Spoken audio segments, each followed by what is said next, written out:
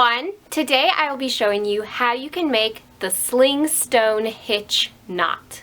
Let's get started. To begin, go ahead and fold your cord evenly in half. We're going to send this folded in over our rings, twist it around to form a loop that comes out underneath. Then I'm going to take these two ends and I'm going to twist them behind the edge, and it's going to come up through the loop.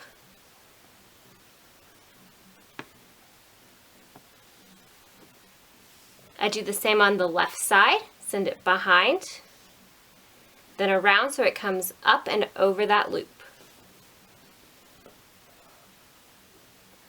And then all I do is pull this tight and cinch it up to form my Slingstone Hitch knot.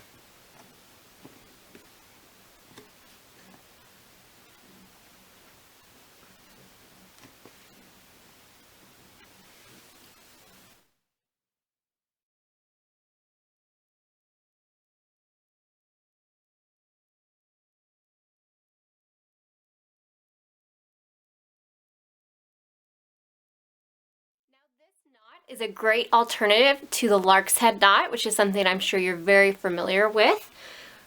Why you might want to use this knot instead is, especially when working on a ring, this knot is going to lock these ropes into place. So if you ever work with the Lark's head knot and find the ropes kind of come loose and you struggle to keep them secured down, this is a great alternative. It looks amazing on one side, and on the other side it actually looks very, very similar to the Lark's head knot, so you can choose which side you would like to use when actually working on your projects.